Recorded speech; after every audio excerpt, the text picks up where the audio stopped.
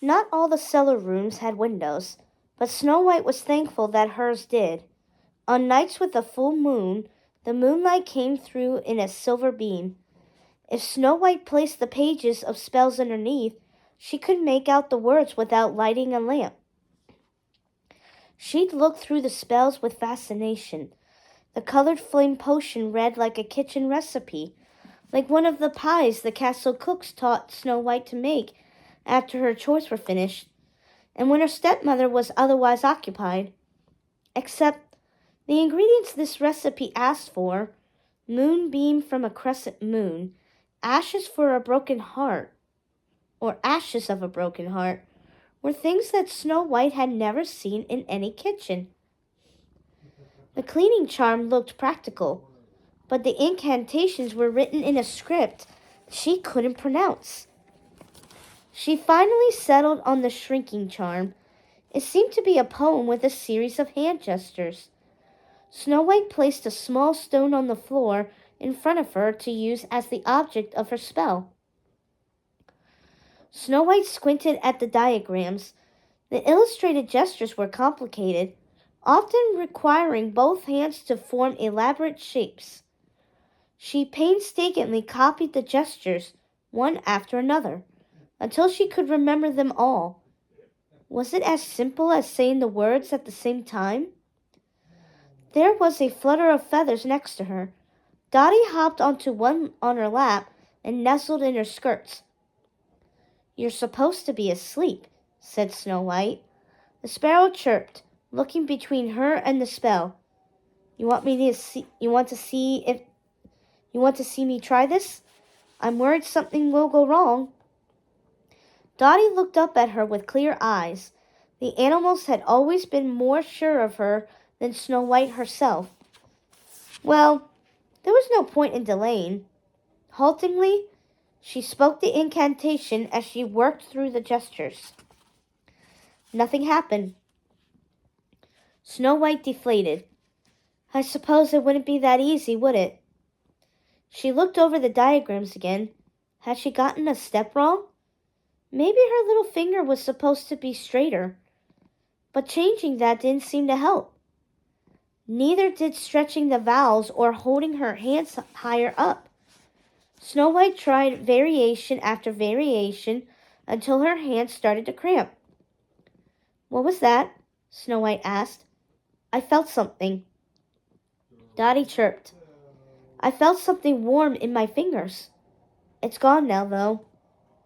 What had she done differently? She'd spoken more forcefully, perhaps. Snow White tried again, modifying her voice, raising and then lowering her tone. There it was, the warmth when she spoke from the bellows of her stomach. A thrill went through her. If she had a way to sense the magic, then she could work her way closer to the spell. Snow White dove in with renewed determination, adding a pitch adjustment here, a curled finger there. The power in her hands grew with each change. She felt it building through her arms, rushing through her fingers as she finished the incantation. The warmth surged to the tips of her fingers and exploded in a flash of light. White-hot pain burned her fingertips. The stone remained unchanged. Snow White blew on her fingers. She couldn't see in the darkness, but she suspected her skin was red and blistered. I was almost there, Dotty, but the power got stuck. I need to release it somehow. Leaning over the parchment, she spoke the incantation again. This time, as she neared the end of the spell, she pointed her finger at the stone. The warmth moved through her finger and out of it. A spark of light arched through the room. The stone disappeared. Dotty took flight, twittering in alarm. Snow White scarcely dared to breathe as she moved closer to investigate. Was it completely gone? And then she saw it, a pebble with the same red hue as the stone, but a fraction of its size. I can't believe it, Dotty. Dotty hopped around the pebble and pecked at it. Snow White wanted to run outside and shout her victory to the stars. Instead, she picked up the parchment again. It says here, to undo the spell, you just do everything backward. Well, that had some logic to it, though it was easier said than done. Putting everything in reverse felt like a completely different spell, and Snow White ended up with several more singed fingertips. But the learning went faster this time, and soon she spoke the words that restored the stone to its original size. Maybe I really can do this, she whispered. Maybe I can save myself. I shrank so many things last night. Snow White finally gave in to the urge to twirl around her stepmother's room. Who'd ever had thought she would gush to a mirror? Her eyes were dry and her fingers smarted. She'd hardly slept the night before. Instead, she'd stayed up, charming object after object. She'd shrunk a spoon to fit in her palm and turned her extra skirt into one size for a doll. Not everything had worked, though.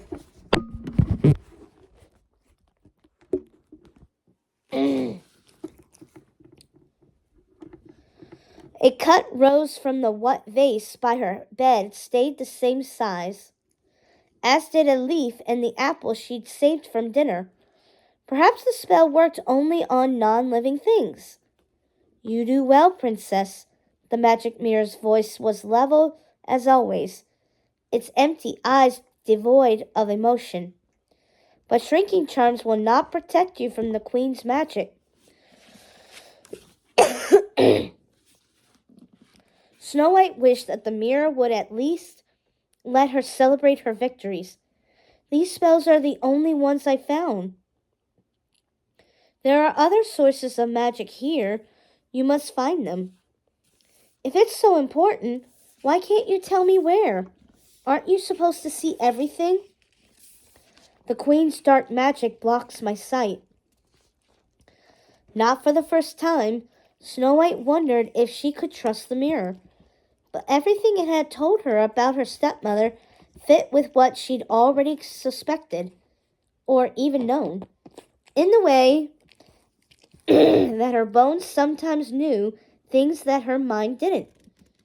Why does the queen want to hurt me? She asked. Your beauty.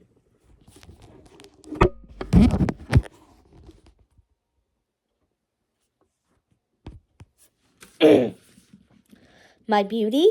Snow White spoke to both the mirror and her own reflection in it. It was true that many called her beautiful, but my stepmother is beautiful too. Your beauty surpasses hers. Snow White looked down at her hands, calloused and red from scrubbing, and at the rags that hung from her too thin frame. Is that really all there is to it? She's jealous? The mirror did not reply. Snow White glared at it, wishing it didn't have to be so cryptic. Then something caught her eye. The mirror's surface looked different. Her reflection had darkened, as if the mirror had turned into something like dark glass, and there was a hint of a shadow behind it. Snow White stepped closer. Was there something behind the glass? May I? The mirror didn't respond. Gathering courage, Snow White put her eyes up to the mirror, cupping her hands to block the light. Through the glass, she could see the stone of the wall behind it. She also saw something brighter, like the metal handle of a lever. What is that behind you? Snow White ran around to the side of the mirror and slid her fingers along where it pressed against the wall. Try as she might, she could not pry the mirror away from the stone. There's a lever behind you, she said. It's important, isn't it? Snow White pried at the mirror again, wondering at how far she'd come since the days when she'd been frightened even to talk to it. Still, the mirror stuck tightly to the wall. Then, Snow White felt that flicker of instinct, the same intuition that had led her to cast the shrinking charm. She stepped again in front of the mirror. Its surface still had that darker, less reflective quality. It reminded her of the surface of a lake, rippling, almost liquid. She reached through it. It felt like plunging her hand into cool water, but lighter and airer, with a thrill of magic within. Eddies caressed her skin. Her fingertips pumped against the smooth rock wall, then the cold metal of a lever. She pulled. A grating sound filled the room. The sparrows fluttered up in alarm and flew circles around the queen's bookshelf. Except it wasn't a bookshelf anymore. It had opened away from the wall like a door, and beyond it was a corridor, dusted with cobwebs and lit by torches that gave no smoke. Snow White's heart pounded as she stepped through. The air smelled like it did right before a thunderstorm. Stairs wound down in wide circles until the passageway leveled out into an underground chamber. The clicks of tiny claws on stone swelled around her, then faded away. Snow White stifled a scream at the sight of a skeleton hanging from a hook. Was that her stepmother's handiwork, too?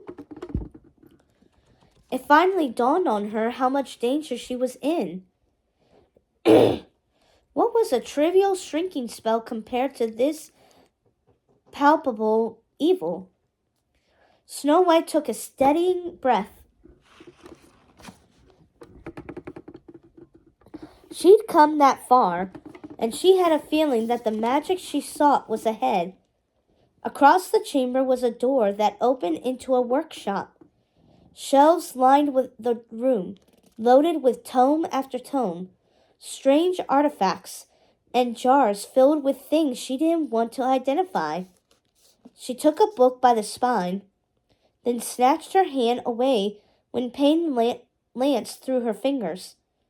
Gingerly, she tried the leather-bound volume next to it. This one didn't attack her, and she hefted it onto the dusty table. There were all kinds of spells here, some to bring sickness and death, some to cause nightmares. Snow White paused at a life-giving spell and a shield spell. These seemed helpful, but she worried her stepmother would notice the book missing if Snow White took it. Snow White fingered the pages, thinking of the ones hidden under the pillow. Would the tome fight back if she harmed it? She didn't have time to worry one way or another. Quickly, she took a knife from the table and cut out the pages for those two spells. Then, stuffing the pages in her bodice, she ran back up the stairs, racing through the secret passageway. "Kill her!" came her stepmother's voice. Snow White's heart nearly jumped out of her chest. "But, Your Majesty!" It was a man speaking now. After a moment, enough of Snow White's wits returned to realize that both voices were coming through the wall. She leaned up against the stone to hear better. Her stepmother's voice was low and commanding as ever. "You know the consequences if you fail." "Yes, Your Majesty." The voices died down, and Snow White backed away, shaken. It was one thing to suspect that her stepmother had her enemies executed, but it was another altogether to hear these commandments spoken. She quickened her steps toward the passageway's exit. Her stepmother's bedchambers were blessedly empty when Snow White came out. She closed up the bookshelf, then fled back to her room. Footsteps sounded on the stairs soon after she shut her door, followed by an imperious knocking. Snow White struggled to catch her breath as the queen swooped into her room, her visage like the mythical beauties of legend. Could this otherworldly woman truly be jealous of her? Snow White moved out of the way, hoping she didn't look nearly as shaken as she felt. It seemed impossible that the queen wouldn't be able to see the truth of what Snow White had just done. "Have you finished all your cleaning for today?" the queen asked. Snow White curtsied. "Not all of it. I was just getting back to it." The queen waved her hand airily. "Leave that for now. I wish to have more flowers for the ballroom." Her stepmother never let unfinished chores go without punishment. Something was deeply wrong. Shall I pick some flowers from the gardens?" asked Snow White. "No. I want wildflowers. Go gather them in the forest. My huntsman will accompany you for your safety." That was when Snow White saw the man waiting outside, bearded, with muscled shoulders and wearing woodsman's clothes. He bowed. "Your Highness?" His was the voice she'd overheard in the passageway. Now that she saw his face, she realized she had seen him about the castle.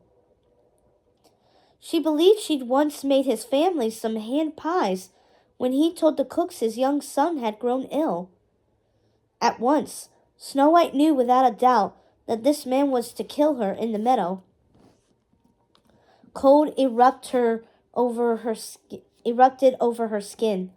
She needed to think, to stay calm. "Thank you, stepmother." She kept her eyes down and her expression serene. "The wildflowers should be beautiful at this time of year. May I have a few moments to freshen up and gather my things?" She looked to the huntsman. "I can meet you at the stables if you'd like." The huntsman bowed. "Yes, your Highness. I shall await you there." Did she imagine the tension at the corners of his eyes? Snow White curtsied again as they left, her skirt fisted so tightly in her hands that it was a wonder it didn't disintegrate. The moment their footsteps faded, she grabbed her bags and sprang into action.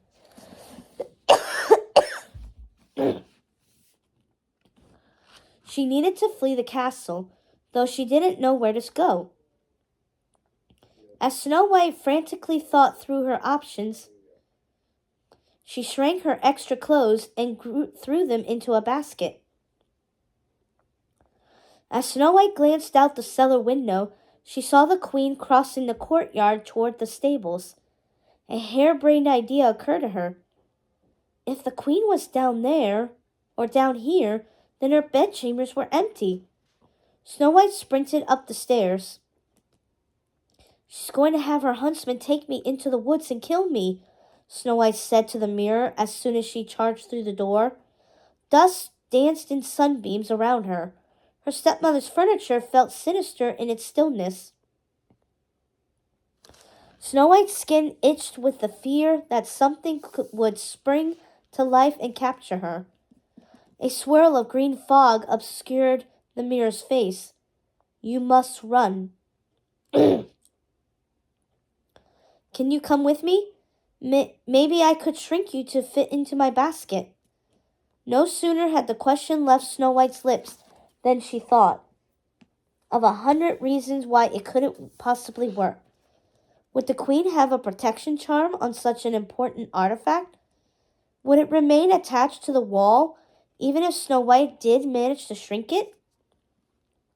"You may attempt to bring me," said the mirror. That was as much encouragement as she needed. She spoke the shrinking spell. There was a flash, and the mirror dropped to the floor with a clatter that sent panic lacing through Snow White's chest. She scarcely breathed as she went closer. It had shrunk to the size of a hand mirror, and she saw with relief that no cracks marred the glass. Snow White carefully placed it into her basket and ran back down the stairs. She needed to go out the garden door. From there, she could slip out the back gate. It was hard to move both quickly and quietly down the back stairs. especially while carrying such precious cargo, but Snow White did her best. At the ground floor, the stairs split into two, one flight heading to her room in the cellar, and the one leading to the garden. Snow White took the latter route and threw her weight into the heavy garden door. Snow White? Her stepmother's voice echoed through the halls. Snow White froze, unsure whether to answer or run for her life. Perhaps this was the panic that deer felt the moment before a hunter's arrow found them. The queen stepped into view. What is it? What is taking you so long? Every muscle in her body screamed out to run, and yet the queen's gaze rooted her to the spot. Snow White took a shaky breath. I'm sorry, stepmother. I'm on my way. Come then. My huntsman is waiting.